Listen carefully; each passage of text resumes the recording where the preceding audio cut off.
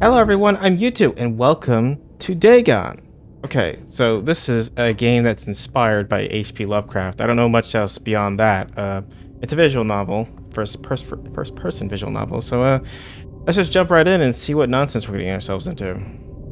Yes. Dagon is a faithful interactive adaptation of H.P. Lovecraft's work, focused on story and atmosphere. You will not find difficult choices, action sequences, or inventory management here, and movement is limited to progressing through locations along with the plot. I am writing this under an appreciable mental strain, since by tonight I shall be no more. During the game, you'll encounter interactive elements. Some of them will allow you to continue your journey, others reveal interesting facts about the original story, its historical background, and the author. Some of the trivia hidden. In order to find these secrets, focus your eyes and look for the Elder sign. Ooh, okay.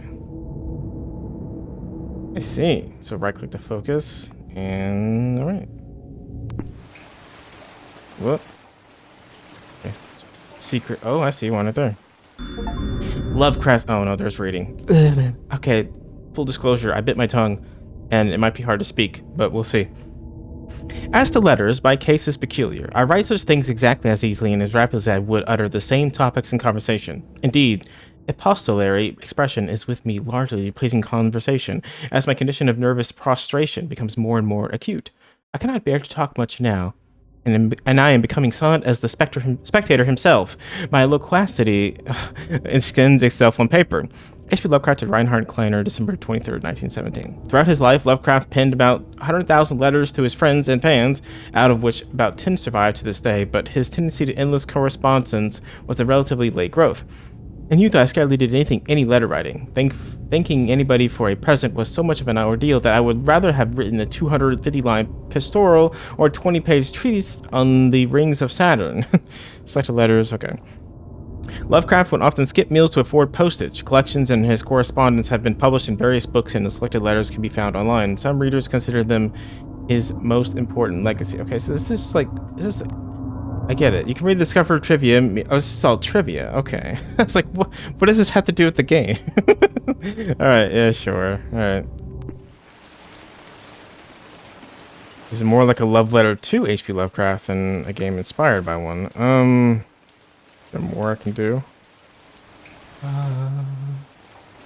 So one in the can. Nope. Ceiling. Nope. Alright, this thing right here.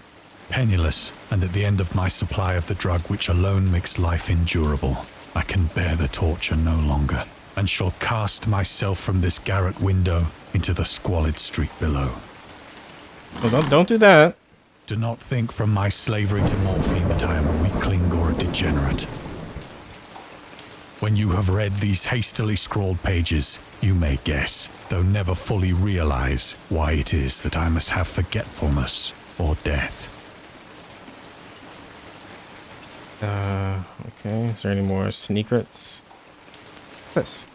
Morphine entered into use in the 19th century and was routinely administered to treat severe pain during the American Civil War and World War I.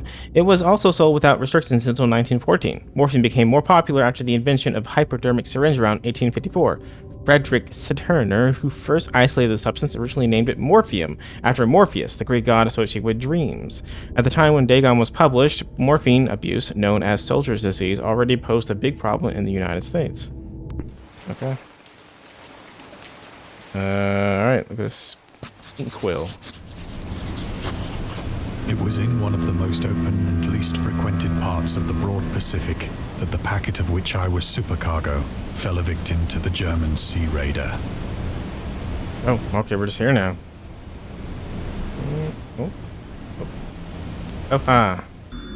Lovecraft in the Great War. Dagon was written around a month after the United States entered World War I. Lovecraft was actively interested in its course. He composed many poems in which he gave encouragement to soldiers and commented on the events unfolding in Europe. He tried to enlist in the army, which he mentions in one of the letters to Reinhard Kleiner. Some time ago, impressed by my entire uselessness in the world, I resolved to attempt enlistment despite my almost invalid condition. Or invalid, sorry. I argued that if I chose a regiment soon to depart for France, my sheer nervous force, which is not inconsiderable, might sustain me till a bullet or piece of shrapnel could more conclusively and effectively dispose of me. But even though he passed the physical exam, his mother prevented him from going to the war. She has threatened to go to any lengths, legal or otherwise, if I do not reveal all of the ills which unfit me for this army. I am Providence, the life and times of H.P. Lovecraft. Okay.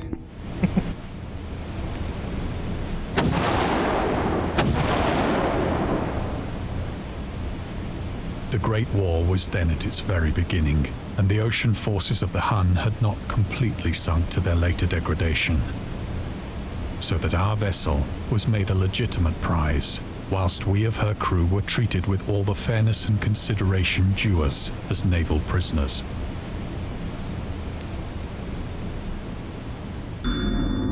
The Huns. The Huns were Central Asian nomads who established a dominion in Europe and invaded the Roman Empire in the 5th century in AD. They are known as brutal, deadly warriors and masters of quick raids who also developed powerful composite bows, lassos, and early siege weapons. During World War I, the British used the word Hun as a synonym for Germans in order to empathize with their brutality. However, the term originated from the German Emperor Wilhelm II gave a speech to his troops on 27 July 1900 before they embarked to China. Should you encounter the enemy, he will be defeated. No quarter will be given. Prisoners will not be taken. Whoever falls into your hands is forfeited. Just 1,000 years ago, the Huns under their king Attila made a name for themselves, one that even today makes them seem mighty in history and legend. May the name German be affirmed by you in such a way in China that no Chinese will ever again dare to look cross-eyed at a German. The refusal to take prisoners was a clear breach of the laws and customs of war adopted during the First Hague Convention of 1899. Okay. It's a beautiful day out, actually. Or night, rather. Alright, to the boat! So liberal, indeed, was the discipline of our captors, that 5 days after we were taken, I managed to escape alone in a small boat with water and provisions for a good length of time. And there's that. Is there a sneaker elder sign somewhere? There seems to be one in every screen. Until this one. It's very dark though, it's kind of hard to see. I don't see one this time, honestly. Unless it's like randomly in the sky or on the boat. No, I don't see one this time. Well. Alright.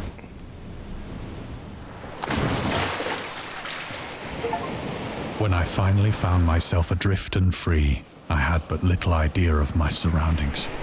Never a competent navigator, I could only guess vaguely by the sun and stars that I was somewhat south of the equator. Of the longitude, I knew nothing, and no island or coastline was in sight.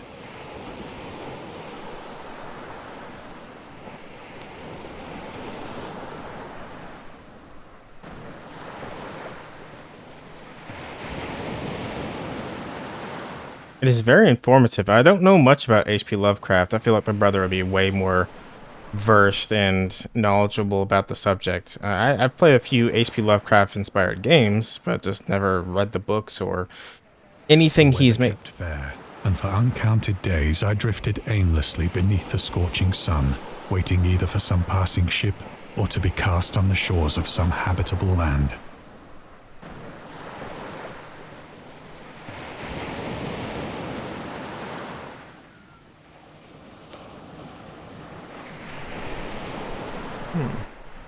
Okay. But neither ship nor land appeared, and I began to despair in my solitude upon the heaving vastness of Unbroken Blue. Also staring directly into the sun. Change happened whilst I slept. Its details I shall never know, for my slumber, though troubled and dream-infested, was continuous.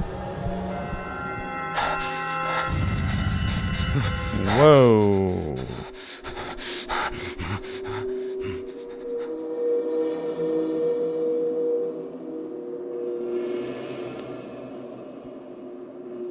Okay. When at last I awoke, it was to discover myself half sucked into a slimy expanse of hellish black mire, which extended about me in monotonous undulations as far as I could see, and in which my boat lay grounded some distance away. Though one might well imagine that my first sensation would be of wonder at so prodigious and unexpected a transformation of scenery, I was in reality more horrified than astonished, for there was in the air and in the rotting soil, a sinister quality which chilled me to the very core. The region was putrid with the carcasses of decaying fish and of other, less describable things which I saw protruding from the nasty mud of the unending plain. Perhaps I should not hope to convey in mere words the unutterable hideousness that can dwell in absolute silence and barren immensity. There was nothing within hearing and nothing in sight save a vast reach of black slime. Yet the very completeness of the stillness and the homogeneity of the landscape oppressed me with a nauseating fear.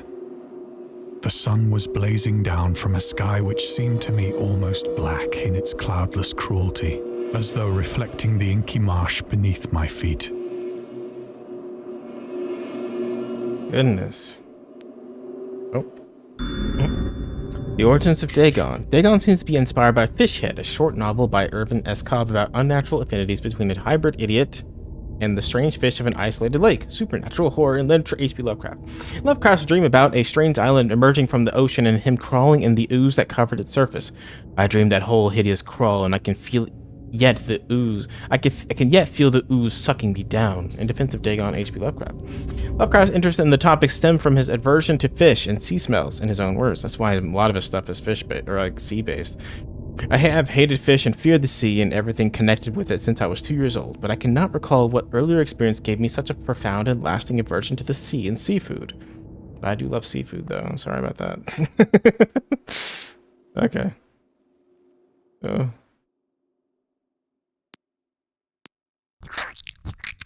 Ugh. As I crawled into the stranded boat, I realized that only one theory could explain my position. Through some unprecedented volcanic upheaval, a portion of the ocean floor must have been thrown to the surface, exposing regions for which innumerable millions of years had lain hidden under unfathomable watery depths. So great was the extent of the new land which had risen beneath me that I could not detect the faintest noise of the surging ocean, straining my ears as I might, nor were there any seafowl to prey upon the dead things. Mystery of volcanic islands. Volcanic eruptions sometimes result in the creation of islands. Most of them are transient and erode after some time, but some prove permanent. The floating pumice, porous rock created when superheated, pressurized rock is ejected from a volcano, can move across long distances and transport barnacles and macroalgae that cling to it. In 2001, rafts of pumice created during the eruption of a volcano near Tonga, Polynesia, eventually reached Australia.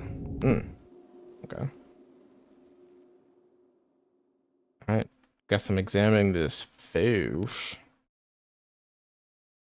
For several hours I sat thinking or brooding in the boat, which lay upon its side and afforded a slight shade as the sun moved across the heavens. As the day progressed, the ground lost some of its stickiness and seemed likely to dry sufficiently for traveling purposes in a short time.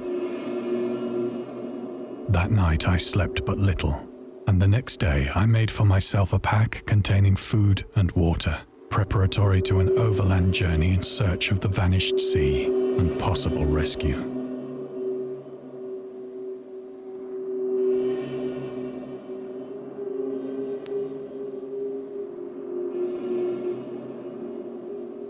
Any secrets?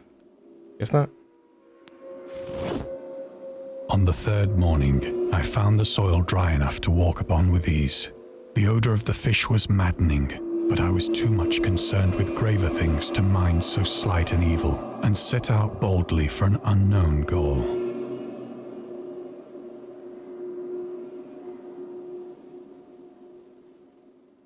I don't know why I look at the sky. There's like usually nothing up there, but I just like looking at it. Alright. Oh, time to go on our journey. All day I forged steadily westward, guided by a faraway hummock which rose higher than any other elevation on the rolling desert.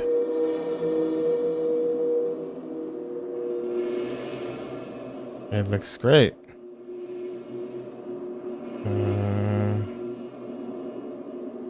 Okay. Hey, Palm. That a whale? Goodness. A lot of stuff got beached from this thing, including some things with giant freaking like pincer-like legs.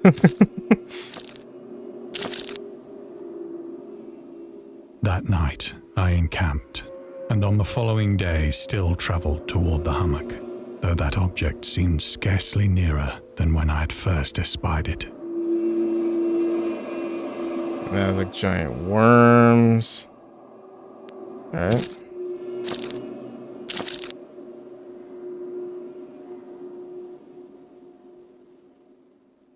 By the fourth evening, I attained the base of the mound, which turned out to be much higher than it had appeared from a distance, an intervening valley setting it out in sharper relief from the general surface. Too weary to ascend, I slept in the shadow of the hill. I know not why my dreams were so wild that night, but ere the waning and fantastically gibbous moon had risen far above the eastern plain, I was awake in a cold perspiration, determined to sleep no more. Such visions as I had experienced were too much for me to endure again, and in the glow of the moon I saw how unwise I had been to travel by day. Without the glare of the parching sun, my journey would have cost me less energy. Indeed, I now felt quite able to perform the ascent which had deterred me at sunset. Picking up my pack, I started for the crest of the eminence.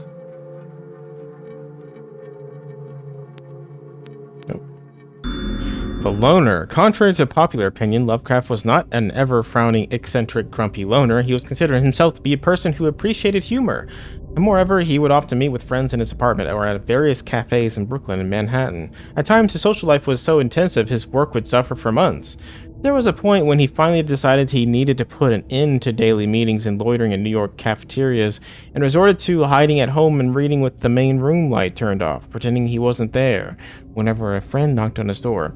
He also had another method of deterring his guests, which involved greeting them in a bathrobe, with an unmade bed visible in the background and piles of paper scattered across the floor.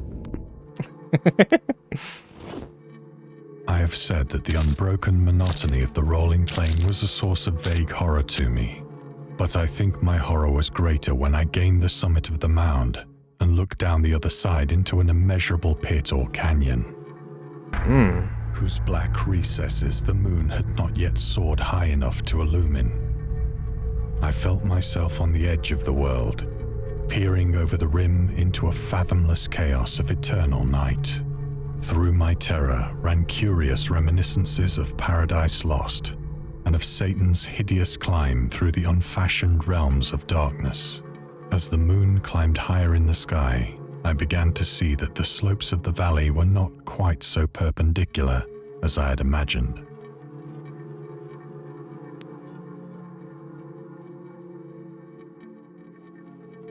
Ledges and outcroppings of rock afforded fairly easy footholds for a descent, whilst after a drop of only a few hundred feet, the declivity became very gradual.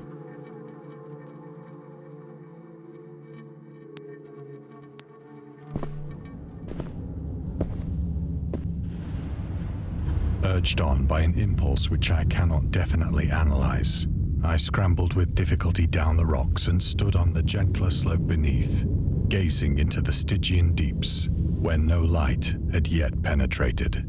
All at once, my attention was captured by a vast and singular object on the opposite slope, which rose steeply about 100 yards ahead of me, an object that gleamed whitely in the newly bestowed rays of the ascending moon.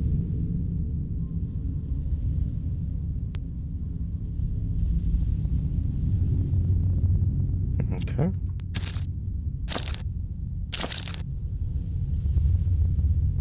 That it was merely a gigantic piece of stone, I soon assured myself, but I was conscious of a distinct impression that its contour and position were not altogether the work of nature. A closer scrutiny filled me with sensations I cannot express.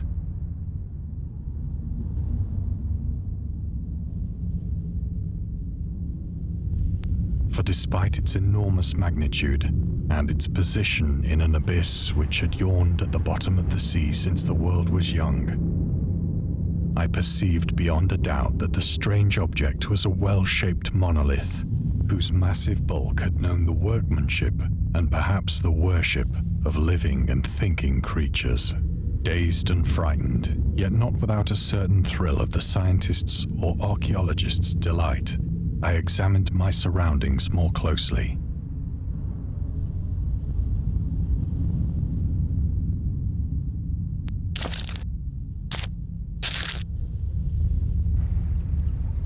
The moon, now near the zenith, shone weirdly and vividly above the towering steeps that hemmed in the chasm, and revealed the fact that a far-flung body of water flowed at the bottom, winding out of sight in both directions and almost lapping my feet as I stood on the slope. Across the chasm, the wavelets washed the base of the Cyclopean monolith, on whose surface I could now trace both inscriptions and crude sculptures.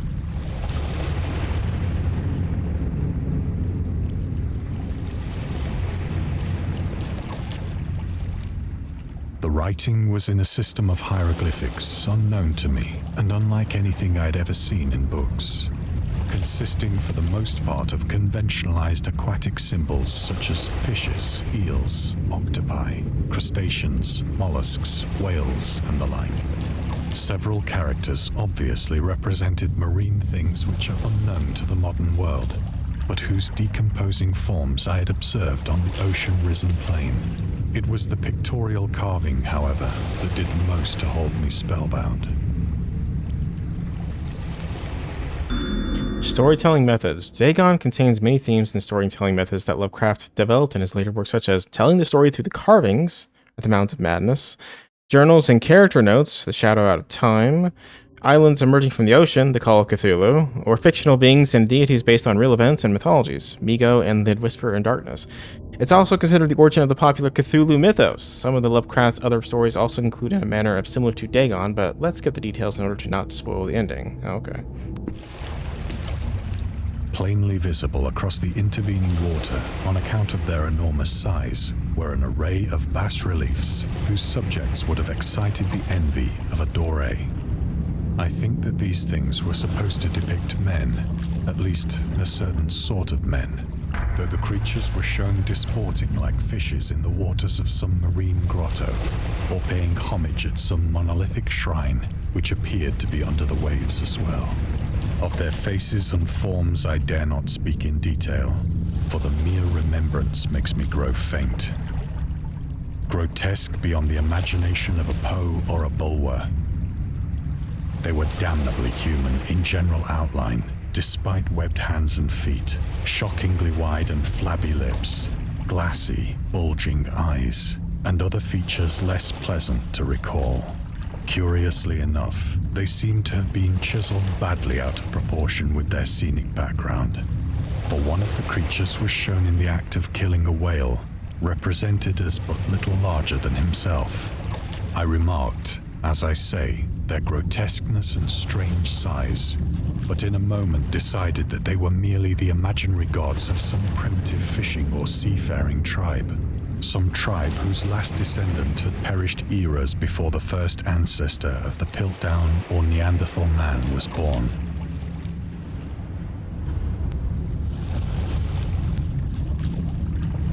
Awestruck at this unexpected glimpse into a past beyond the conception of the most daring anthropologist, I stood musing whilst the moon cast queer reflections on the silent channel before me. Then, suddenly, I saw it. With only a slight churning to mark its rise to the surface, the thing slid into view above the dark waters. Vast, Polyphemus-like and loathsome, it darted like a stupendous monster of nightmares to the monolith, about which it flung its gigantic scaly arms, the while it bowed its hideous head and gave vent to certain measured sounds. Goodness. I think I went mad then. Of my frantic ascent of the slope and cliff, and of my delirious journey back to the stranded boat, I remember little.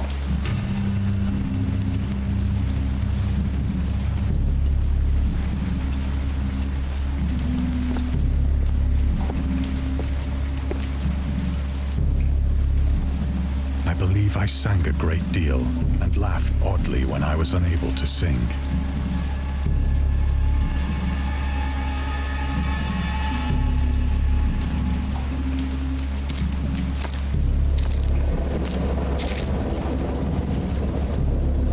I have indistinct recollections of a great storm sometime after I reached the boat.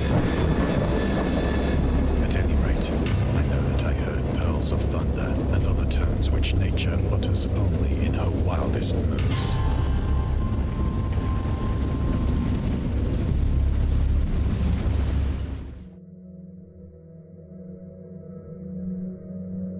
When I came out of the shadows, I was in a San Francisco hospital.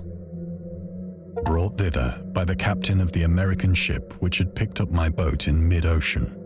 In my delirium, I had said much, but found that my words had been given scant attention. Of any land upheaval in the Pacific, my rescuers knew nothing, nor did I deem it necessary to insist upon a thing which I knew they could not believe. Journalist. Lovecraft was a prominent figure in the world of amateur journalism. In 1915, he started publishing his own journal called The Conservative, which included political and social commentary, poetry, short stories, and literary criticism written by him and other authors. Howard was a skilled wordsmith, but he also took criticisms to heart, which resulted in his decision to step away from writing poetry and concentrate on weird fiction again, for the first time since his teenage years. Dagon, published in 1919, is one of the short stories written during that period. In this example, expert from The Conservative, the master of the horror fiction explains his attitude towards warfare and the idea of world peace.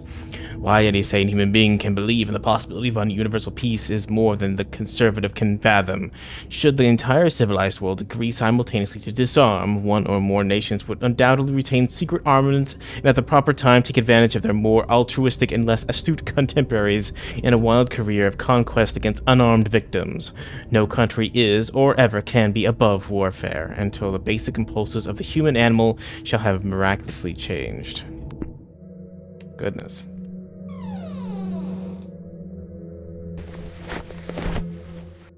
Once I sought out a celebrated ethnologist and amused him with peculiar questions regarding the ancient Philistine legend of Dagon, the fish god. Dagon was the main deity of the Philistines, worshipped throughout the Middle East as the ancient god of fertility and crops. In Hebrew, the word Dagon was a common noun for grain. The rulers of Akkad, Mesopotamia, chose him as the patron saint of their war conquest. He also appeared as the judge of the dead in the Assyrian poem and an underworld prison warder in one of the Babylonian texts. He is often mistakenly taken for a fish god due to the wrong interpretation of his name, as in Hebrew the word dag means fish. In H.P. Lovecraft's works, Dagon is an underwater deity ruling over the deep ones, a humanoid race with fish traits that resides in the oceans. He is worshipped by a secret cult called the Esoteric Order of Dagon. Okay. What's he say? My life before you. I can remember a time when time itself seemed endless. The second half a clock ticking in low, slow motion. Hour hand. Barely moving at all. A dull, rhythmic monotony, filling an empty void of nothingness. My life before you. Now time has turned from a trickle to a raging river, bursting its banks with every beat of your heart. Our love swept along by the rushing cold water. Each passing day passing into the past. That's all I can read. Okay. Hey, what's up? This looks like a room from I'm on observation duty. Alright, here we go.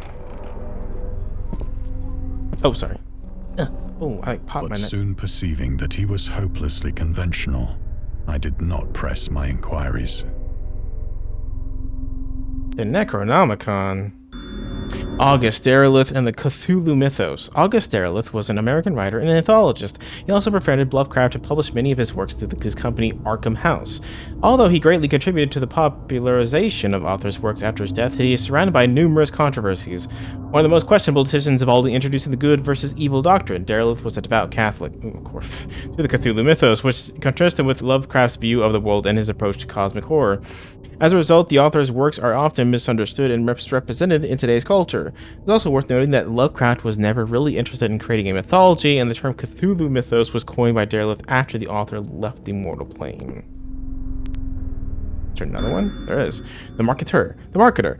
Lovecraft's attempts to find a job in 1925 were influenced by advice he received from friends. Among others, he started freelancing for a marketing magazine where he would write announcements and commercials. Feel free to judge his copywriting skills for yourself. From an ad for Curtis Woodwork. Curtis Woodwork embraces both the usual structural units and the cleverest contrivances of built-in or permanent furniture, such as bookcases, dressers, buffets, and cupboards. Every model is conceived and created with the purest art, ripest scholarship, and mellowest craftsmanship which energetic enterprise can command, and made to conform rigidly to the architecture of each particular type of home. The cost, considering the quality, is amazingly low, and trademark on individual pieces prevents any substitution by careless contractors. Goodness, okay. Oh, harsh. Is that it? Wow, my head is on a swivel. I can rotate it 360 degrees. Awesome. I guess over there then.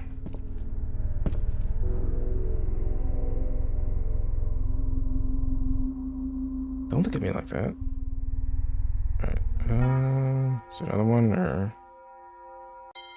Why am I over here? Oh, there's one right there.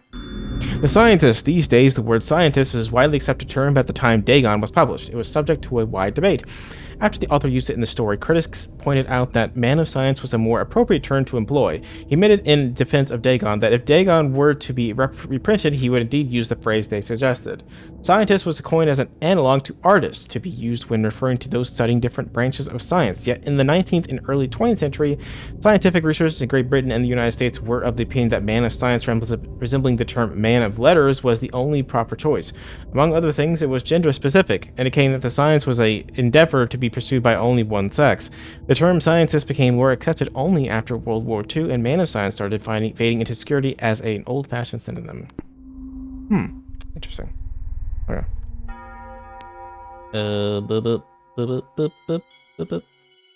I probably missed one of these at some point.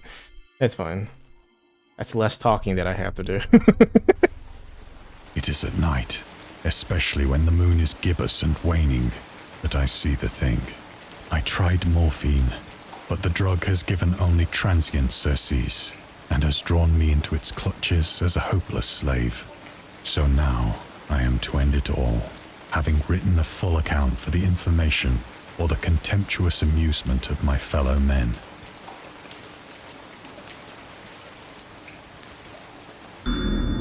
Lovecraft on tobacco and alcohol. Lovecraft hated tobacco, even though he used to smoke when he was 12. In order to look and feel like an adult, in his correspondence with friend Reinhard Kleiner, he claims that he quit as soon as he started wearing long pants. He also had a very strong opinion about alcohol, as evidenced by his letter to Zilla Brown, dated 13th of February 1928. As for the matter of drinking, I have never tasted intoxicating liquor, and never intend to, having a strong sense of aesthetic disgust at anything which blunts or courses the delicate natural equipoise of the evolved human intellect and imagination. Drinking excited by personal repugnance, hence I don't drink. Let the herd do what they will. I am rather in favor of prohibition. The prohibition of anyone anti-social force as well as any other. Okay, goodness. Yeah, drug use is okay, so...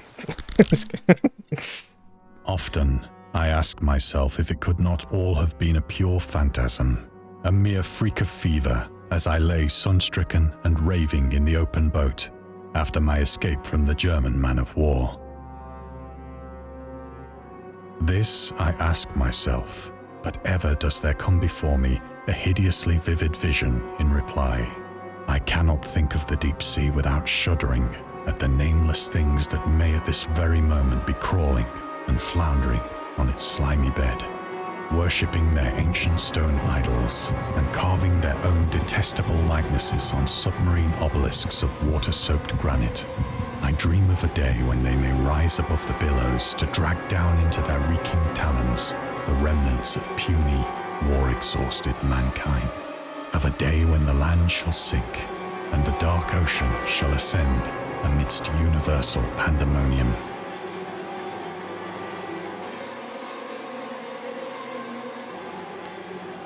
Goodness.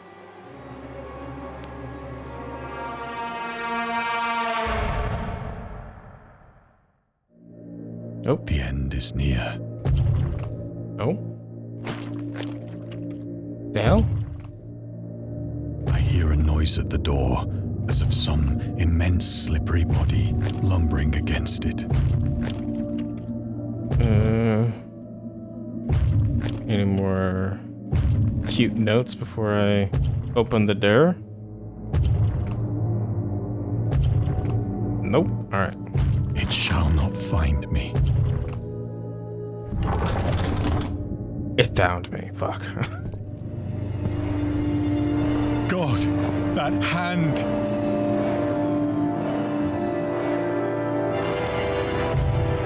The window! The window!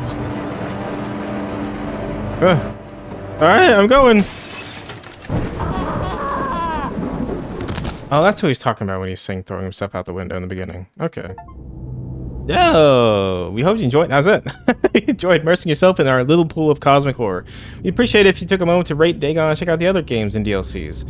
Yeah, I was looking at that earlier. Why are some of these question marks? Do I have to do them in order, or is this like some sort of error?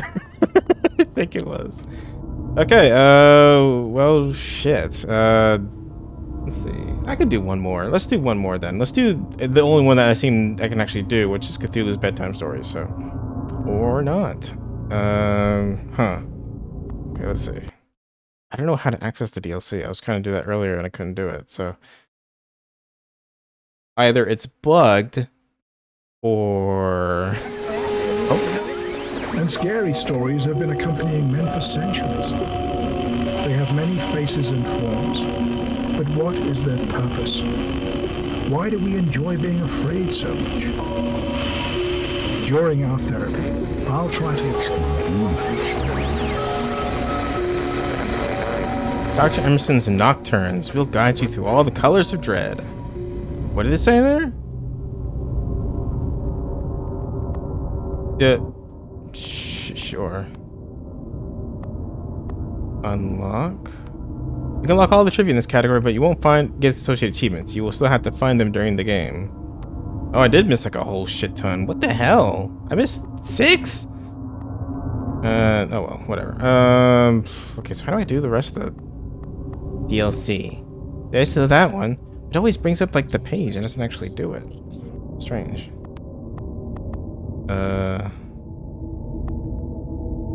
I am writing this. Nope, that's not it.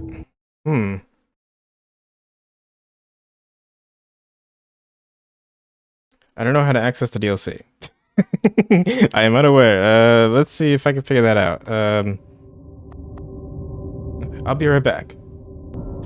Okay, I am back. I'm going to read the rest of the notes that I missed during the game.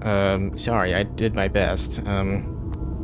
Oh, it actually does show it. Okay, so I don't need that. I took a picture earlier, didn't really need it after all. Okay. The Return to Short Stories. Dagon was written in July 1917 and first published in 1919 in The Vagrant, an amateur magazine focused on the supernatural. The story is the first of his stories that introduced an element from the Cthulhu mythos, Dagon itself. A pagan cult worshipping Dagon later appears in The Shadow over Innsmouth, one of the Lovecraft's most popular works. 1917 is also the year when he wrote The Tomb, a story about Gervas Dudley, a daydreamer who discovers a mysterious mausoleum in the woods by his house and becomes obsessed with it. These two works marked Lovecraft's return to short story writing after he burned most of his attempts at the genre 9 years prior and decided to concentrate on poetry. Lovecraft stated that it was his friend William Paul Cook, a literary publisher and critic, who convinced him to start writing weird fiction again. Horrors of the Ocean. The creator of the Cthulhu mythos and the fictional underwater city of R'lyeh, I think, was convinced that life could not exist at the bottom of the ocean because the water pressure would make it uninhabitable.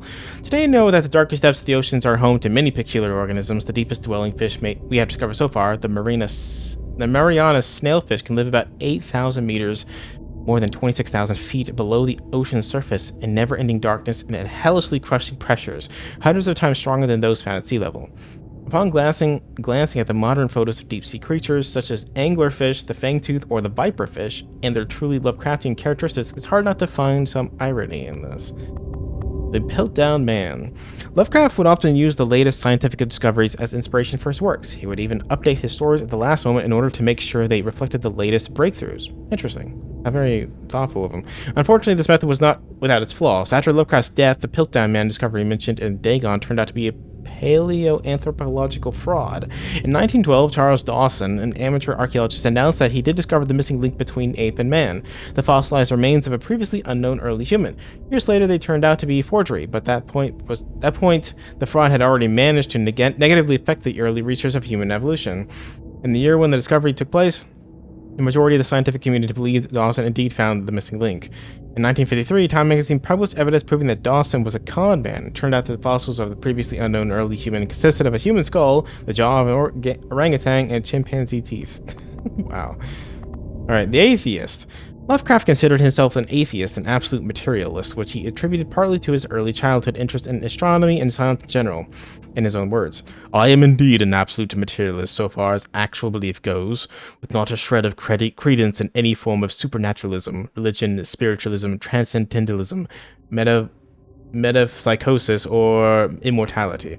All I can say is I think it is damned unlikely that anything like a central cosmic will, a spirit world, or an eternal survival of a personality exists. They are the most preposterous and unjustified of all the guesses which can be made about the universe, and I am not enough of a hair-splitter to pretend that I don't regard them as errant and negligible moonshine. In theory, I am an agnostic, but pending the appearance of radical evidence, I must be classed practically and provisionally as an atheist." Okay. In defense of Dagon.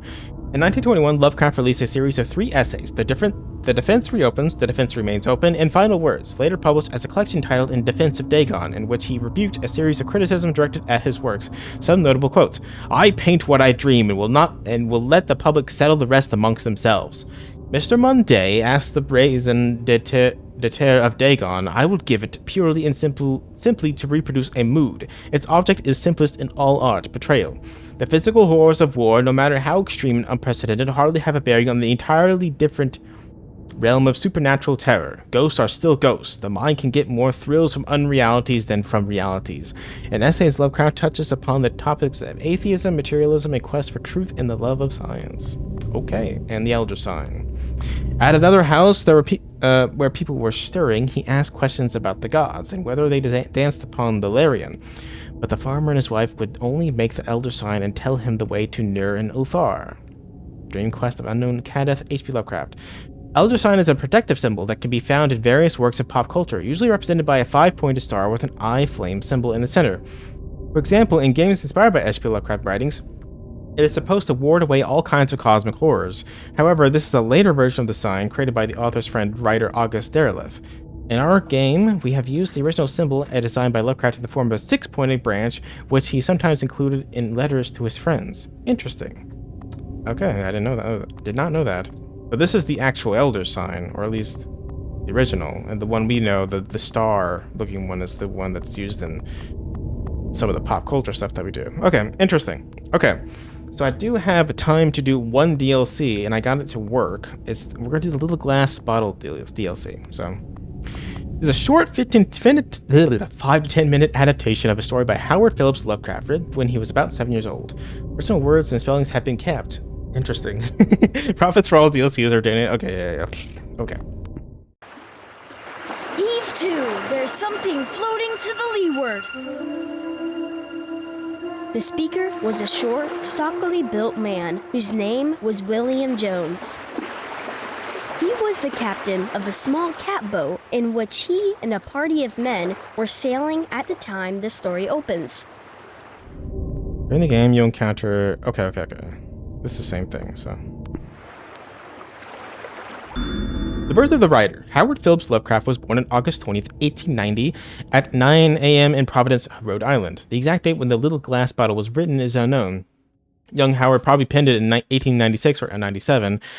It was first published more than 20 years after his death, apart from the anthology The Shuttered Room and the Other Pieces. Damn, it was just kept in secret for like 60 years? God damn, alright. Lovecraft himself regarded The Little Glass Bottle as a youthful attempt at a humorous story. H.P. Lovecraft to Reinhard Kleiner, 16 November 1916. Oh, maybe not, I don't know. Scans of the handwritten original can be viewed in the digital repository of the Brown University, Providence. Interesting. Is there any more? Wah! Is one of the sales. Try not to miss them this time, but I will definitely miss them, so.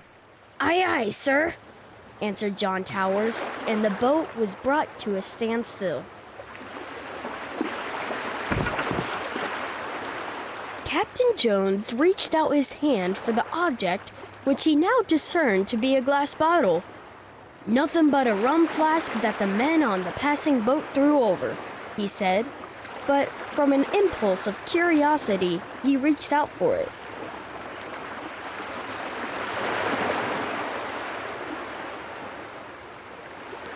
It was a rum flask, and he was about to throw it away when he noticed a piece of paper in it.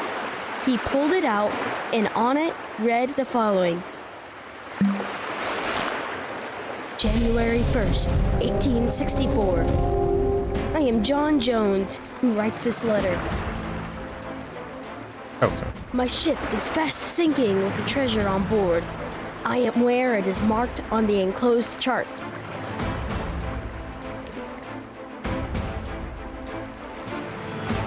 Whoop.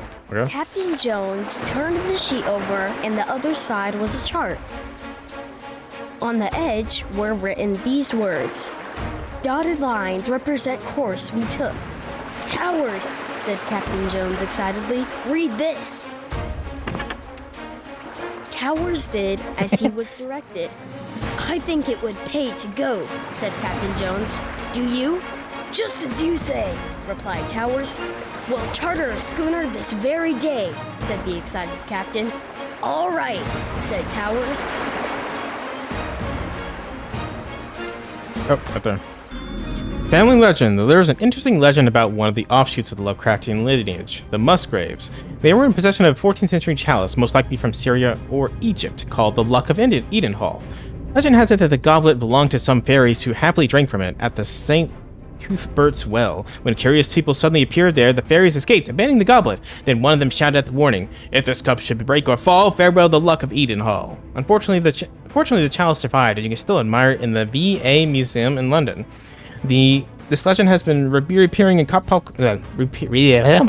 reappearing in pop culture over the years, ranging from an old German ballad through the name of pop rock band to manga.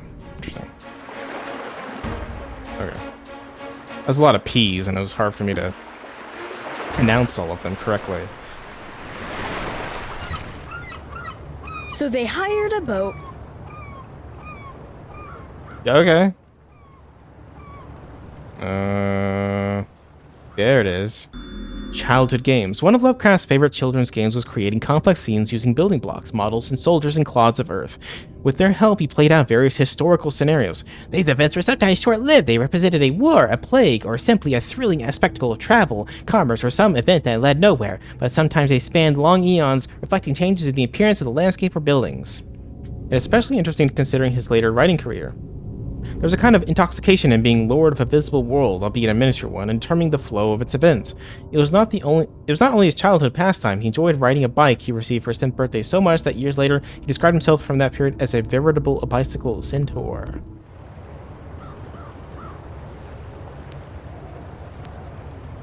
Diving helmet.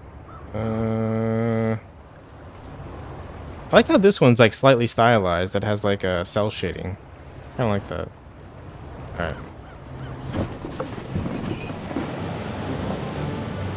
And started off governed by the dotted lines of the chart. This day chart. Come on, little kid. You can read a word. Alright.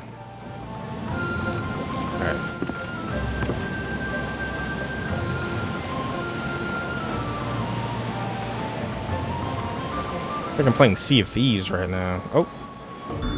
Fascination with science. H.P. Lovecraft learned to read at the age of 4. He quickly became interested in exact sciences, especially chemistry. As a 9-year-old, he started publishing his own amateur magazine, the Scientific Gazette, and sometime later the series The Chemistry. Around 1900, the future master of horror developed an interest in Antarctica and began writing treatises on expeditions to his continent, and this undoubtedly influenced one of the famous works, At the Mountains of Madness, written 30 years later. As a 12-year-old, Lovecraft discovered astronomy, which he later considered his most moving experience, realizing the immensity of the cosmos had a huge impact on the worldview and his work, laying the foundations for the cosmic horror genre. The majesty and concept of an expanding universe still makes me shudder in a unique manner, a confession of unfaith.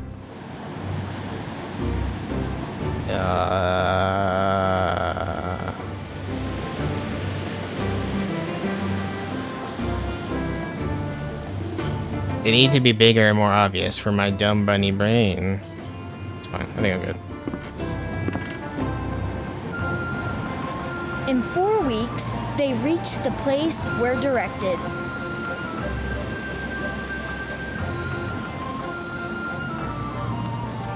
Oh. We going diving? And the divers went down.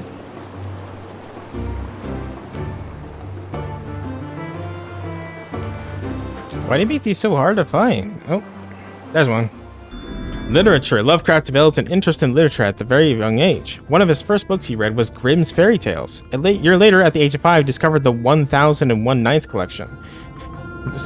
Man, his parents are making him read some weird shit. As a 6-year-old, he came across the darkly atmospheric illustrations by Gustave Doré, which made a huge impression on him. At the same age, he became fascinated with Hellenistic myths and began his writing adventure. My tips to write in verse, the first of which I made at the age of 6, were then in the form of raw, internally rhyming ballads, and I sang about the deeds of gods and heroes. However, 2 years later, his literary taste underwent a key shift. That's when I discovered Edgar Allan Poe. It was my downfall. At the age of 8, I saw the blue firmament of Argos and Sicily plunge into the darkness of the miasmic fumes of the tomb. Huh.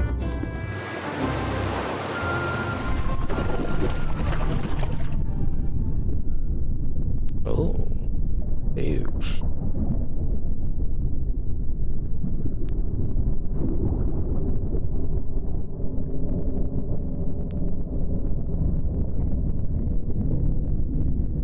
Okay. Closer we go. Oh. Whoa. Those are red eyes staring at me. Grandpa! Whipple Van Buren Phillips, Lovecraft's grandfather, was a very important figure in his life, as the writer said himself. My beloved grandfather became the center of my universe. Van Buren Phillips introduced his grandson to various works of art, which he brought from his travels, and exchanged letters with him and helped him develop his passions. He largely replaced Lovecraft's dead father. Interestingly, he also cured him of his fear of the dark by encouraging him to walk through a series of dark rooms. Young Howard's grandfather was probably the only family member to tell Lovecraft and provide mystery tales, which undoubtedly influenced his later work.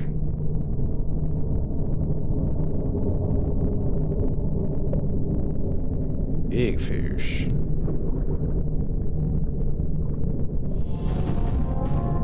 Whoa. There's a flask. Anything else? Nope.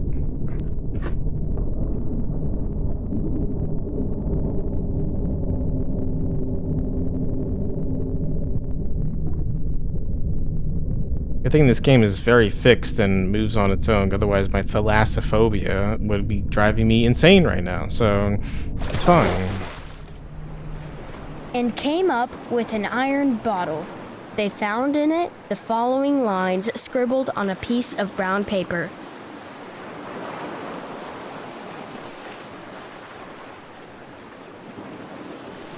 Okay. December 3rd, 1880. Dear Searcher, excuse me for the practical joke I have played on you. But it serves you right to find nothing for your foolish act. Well, it does, said Captain Jones. Go on. However, I will defray your expenses to and from the place you found your bottle. I think it will be $250, so that amount you will find in an iron box. I know where you found the bottle because I put this bottle here and the iron box.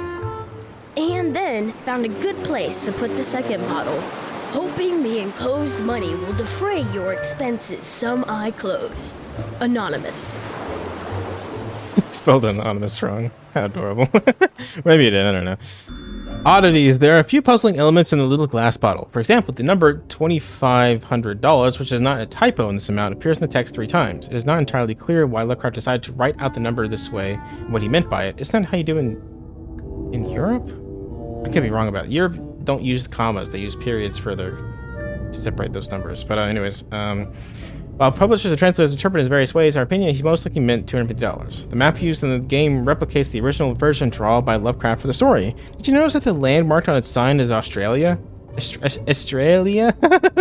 A simple typo, or maybe young Howard was already creating his own lands and unknown islands in his imagination. It's also puzzling that his dates in the letters in both bottles are almost 17 years apart.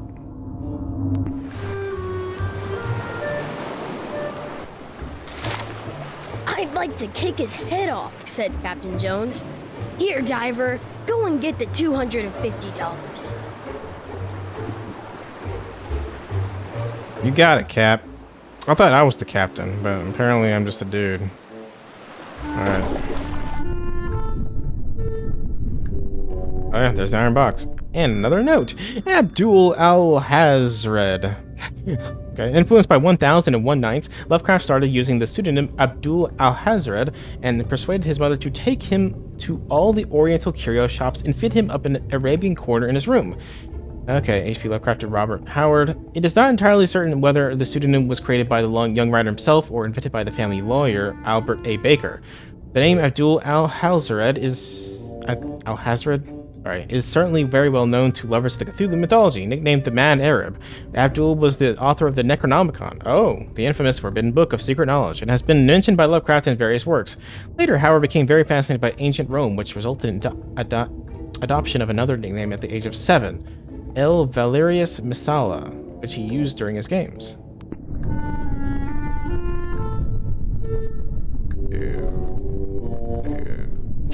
Box. In a minute, the diver came up bearing an iron box.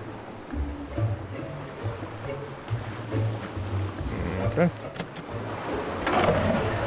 Wow, he wasn't lying. Nope, it's filled with Inside seashells. It was found $250. Looks like... Oh, it is... Okay, it is coins. It defrayed their expenses, but I hardly think that they will ever go to a mysterious place as directed by a mysterious bottle. Is that it? Alright. That was cute. Let's see if I missed anything. Probably did. I got them all this time. Look at me. Alright, well, I guess I'm gonna cut this episode. I'm gonna cut the stream an episode because I'm kind of tired. But maybe tomorrow or some other day I will do the last 2 DLC, the Railway Horror and the Eldritch Box. As long as they're working.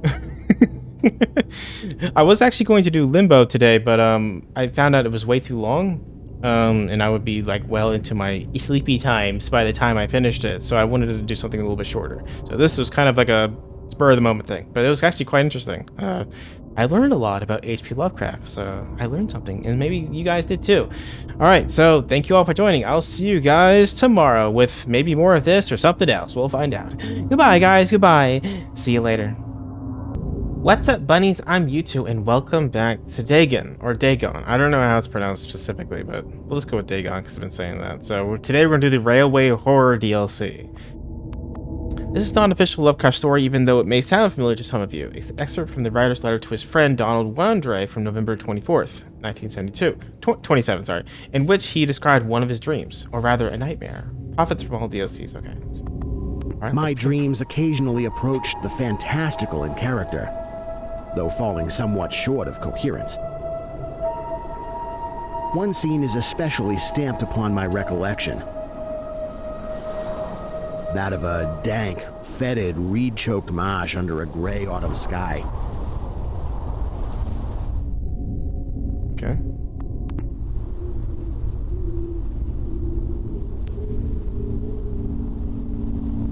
There we go. Dreams and letters. In letters to his friend Donald Wandre, Lovecraft described 2 of his dreams. After the writer's death, they were sold to the publisher of the Cinti Snaps Bizarre magazine and published in the form of short stories.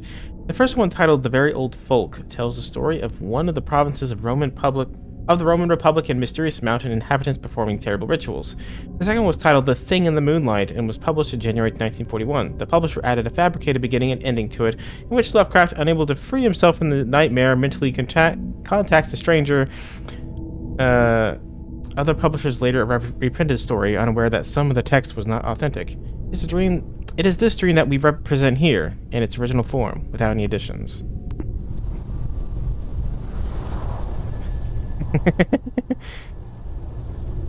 Well, like after that I did the first stream, I was like, I looked it up. I was like, is it pronounced With a Dagon? rugged cliff of lichen-crusted stone rising to the north. And I saw the pronunciation is probably like Dagon, but I don't know. Whatever. I'm pretty sure people are pronouncing Cthulhu wrong as well. It's like Cthulhu or something. I have no idea. I'm not an expert in this field.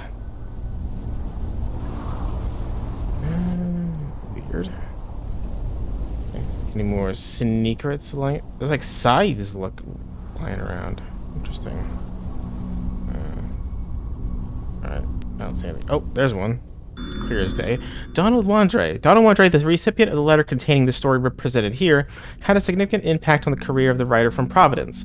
One of the Lovecraft's most famous stories, The Call of Cthulhu, was initially rejected by the publisher of Weird Tales magazine. Wandre visited his office and made a small provocation during the conversation, suggesting that Lovecraft was looking for other magazines to expand his audience. After this visit, the nervous publisher decided to accept the story and then published it in 1928. Just like Lovecraft, Wandre is interested in poetry. Among others, he created the Sonnets of the Midnight Hours, a series which inspired the creator Dagon to write the famous sonnets Fungi from Yuggoth. But his greatest merit was co-founding the Arkham House publishing house with August Derleth, which published Lovecraft's works after the writer's death, contributing greatly to his current popularity.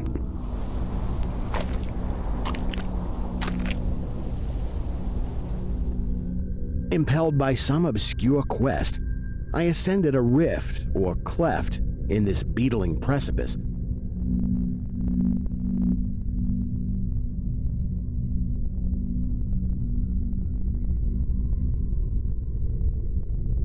Okay. Mushrooms. I don't see any signs, so...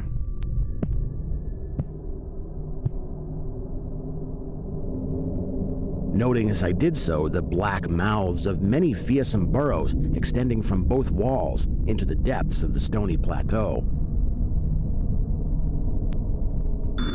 The author's voice. The protagonist whose fate you follow is Lovecraft himself. After all, it was an account of his dream. That's why we wanted to reproduce his way of speaking and accent as faithfully as possible. Interesting. Unfortunately, no recordings of his voice have survived. That's why we had rely only on descriptions from numerous letters. Friends remember his voice as high-pitched, thin, and flat. However, it changed while reading or reciting. As the writer's wife, Sonia Green, recalls, his voice then became stronger, clearer, and deeply resonant. Lovecraft spoke with a New England accent which, as the writer himself mentions, was characterized by the following. We don't sound any final R in our words like car, far, and C. And phonetically, our common pronunciation is indistinguishable from CAA, FFA, and C. Selected letters. Okay. In his youth, Lovecraft tested his singing skills and even recorded some of his rehearsals. My mother actually liked the results. Mother's not always unbiased critics, but I saw to it that an accident soon removed the incriminating evidence. Later, I tried something less ambitious. This was the better success, but reminded me so much of the way of the dying fox terrier that I very carelessly happened to drop it, the record, soon after it was made. I have since confined my artistic talents to literature. Okay. Like weird. What are these, like holes? Is that what those are? I don't know this story at all, so...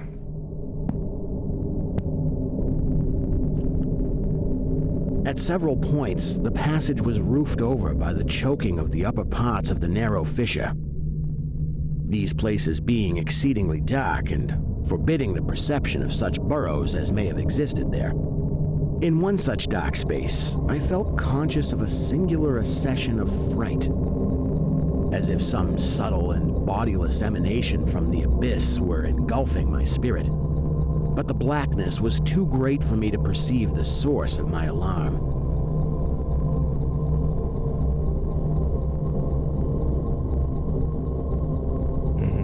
I thought that was it for a second.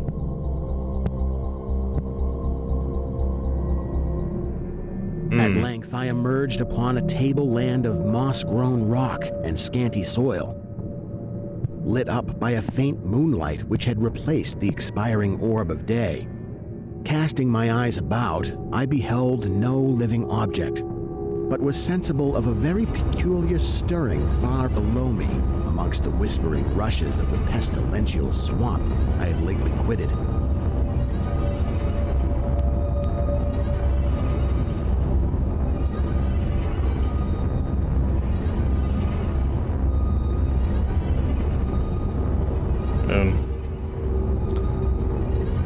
Okay.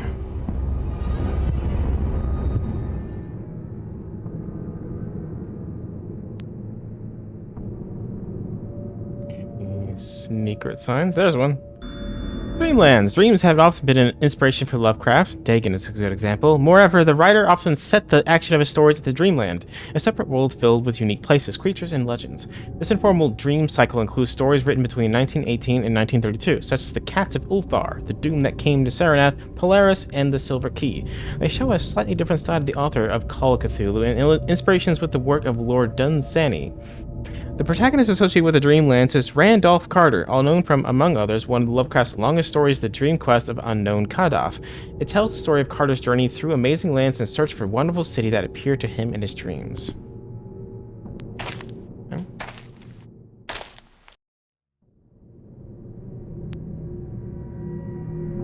Ooh. It's a slab there. No significance whatsoever. Okay.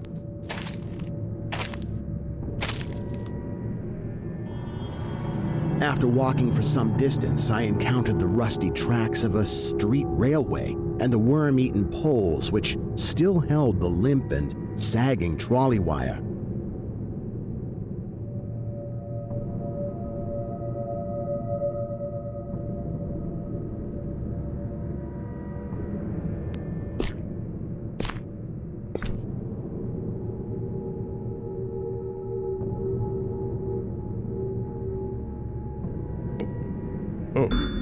Borrowed concepts. Lovecraft believed that authors could make their stories more credible by exchanging ideas drawing from each other's works. The best example is the famous invented book Necronomicon, which also appeared in the works of his friends, such as Robert Bloch, later creator of Psycho, and Robert E. Howard, creator of Conan the Barbarian. His presence in the works of various other writers has even led to the mythologization of the Necronomicon and appearance of references to the book in countless novels, films, and other works of pop culture. Lovecraft himself also used elements of other people's work, such as the books Uneisprachlichen Kulten, Nameless Cults by Robert E. Howard, and De Vermis Mysteris, Mysteries of the Worm by Robert Bloch. Hastur, a creature borrowed from the Robert W. Chambers, author of The King in Yellow, who was inspired by Ambrose Bierce. He also used this land of Carcosa, which later appeared in the TV series True Detective. Tathoga, that's totally wrong. A creature invented by Clark A. Smith, Lovecraft slightly changed his appearance and included it in his stories. We wanted to follow this tradition, so we included objects from 3 other games included by our friends. I wonder if you'll be able to recognize them. I don't know who your friends are, and I know what games you're talking about, so... I haven't recognized anything yet, so...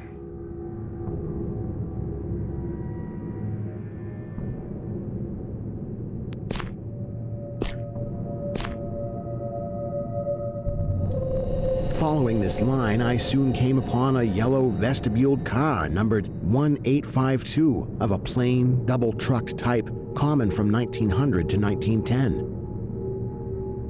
Well, what a very specific thing to see in your dreams. I guess that can happen sometimes, especially if you're fixated on it.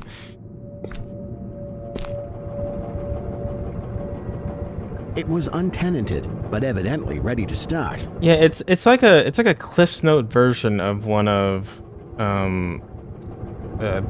H.P. Lovecraft's stories. In this case, it's one of his letters that he wrote to his friends, and it's kind of just been narrated, and like they just created like a scene to kind of like illustrate, in a sense, what the text is talking about. So I kind of akin this game to like a love letter to Lovecraft, more than actual game. It's kind of like a visual novel, if anything. So nothing really, nothing like a game in this. Just more like a piece, I guess, an art piece. Let's say that. Trying to think of shit, my brain's not working. Railway. The railway has always fascinated people. The mighty power of machines, the freedom to travel vast distances, the romanticism of almost unrestricted exploration, thousands of strangers passing each other every day. But also the desolate train stations, dreamlike journeys through the night, fatal accidents, and dangerous strangers. No wonder that this topic attracted horror and fantasy writers. From Charles Dickens' The Signal Man, through Robert Bloch's award of winning That Hellbound Train, to Clive Barker's The Midnight of Me Train, the Midnight Meat Train. It's also impossible not to mention the most important Polish weird fiction writer, Stefan Grabinski, whose most famous collection of stories, The Motion Demon, is dedicated to the railway. You'll be able to get acquainted with his work through our next game. Oh, really? And by the way, the steam locomotive was first used to transport passengers in 1825. I wonder if it has anything to do with the Unnumbered Dream by Lovecraft. Maybe.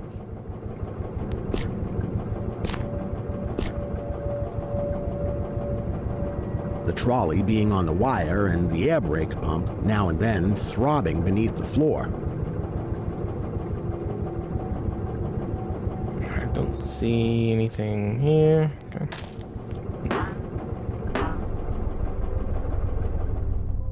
I boarded it and looked vainly about for the light switch. There it is. Hold on, let's see if we can see anything else. Ooh, spooky.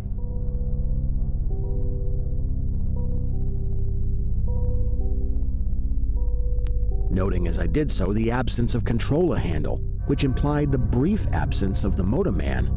Then I sat down in one of the cross seats toward the middle, awaiting the arrival of the crew and starting of the vehicle. It kind of sounds like Sam from Sam and Max, just a little bit. That's what I imagine in my head when I hear that voice. I don't know why.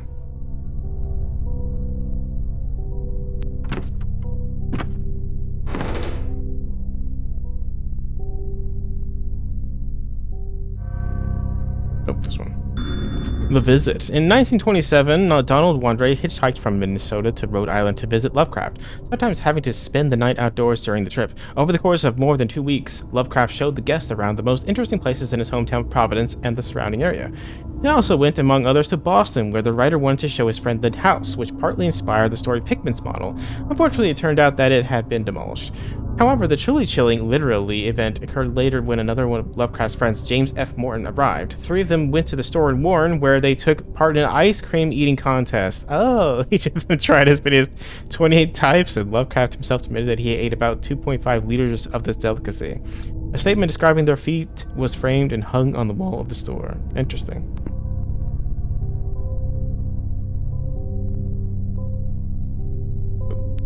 Presently, I heard a swishing in the sparse grass toward the left and saw the dark forms of 2 men looming up in the moonlight. They had the regulation caps of a railway company, and I could not doubt but that they were the conductor and motorman.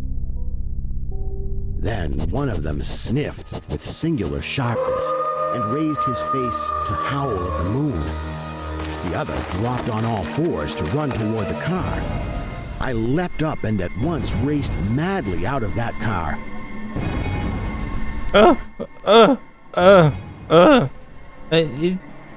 I'm out.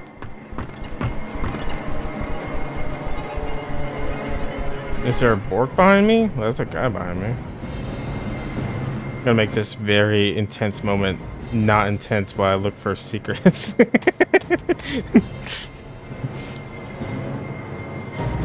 And away across endless leagues of plateau till exhaustion waked me.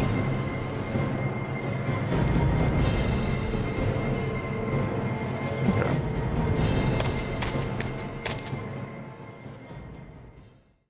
Doing this not because the conductor had dropped on all fours, but because the face of the motorman was a mere white cone, tapering to one blood-red tentacle.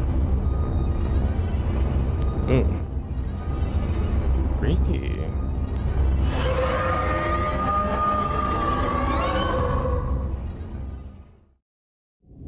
Alright, well that's that.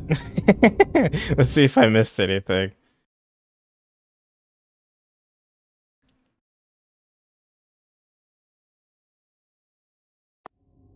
I did miss something right at the end. Are you fucking serious? Alright, what was it? Inspirations. A man with a tentacle covering his face is strong and disturbing motif. You may recognize this image as this is how Nyarlathotep, a mysterious powerful creature appearing in Lovecraft's stories, was portrayed in the role-playing game Call of Cthulhu. Oh. creature with a bloody tentacle howling at the moon became the most frequently depicted form of Nyarlathotep, although this was not how Lovecraft described it. The presented story also became the inspiration for the erotic macabre novel Trolley Number 852 by Edward Lee. Its hero is Lovecraft himself. Okay, he accepts a commission to write a specific type of story, combining horror and sensual themes, which features the titular trolley and his terrifying motorman. Alright. Well, we have one more DLC to get through, and it's the Eldritch Box DLC. Oh, wait, no? Oh, that might not even be a thing. What is this? I think this is extra stuff. Yes. Alright, let me check this to make sure Eldritch Box is not just that. It opened a window on my desktop. It has like there's audiobooks, ebooks, and wallpapers. That might be everything then, if that's the case. But let me check one more time just to make sure, so I don't want to miss anything. So I'll be right back. All right, that's it. That's gonna be it for Dagon. I don't know if I'll do any more of these games made by this developer. It seems kind of It was interesting learning about H.P. Lovecraft and all those things he did and all the ice cream contests he attended and such. It's very interesting stuff. Maybe I'll play some more H.P. Lovecraft inspired games that are not like this, but actual games like Call of Cthulhu or I don't know. There's like one called like Do No Harm, which I think is probably inspired by that or something like that. So, but anyways, that's it for this. It's a very short one. It's the stark contrast to the very like 3-4 hour long streams I have been doing. Today was kind of busy, so I didn't really have time for a longer game. But tomorrow I'll do something more. All right. Well, thank you all for watching. I'll see you guys tomorrow. Okay. Goodbye, guys. Goodbye. See you later.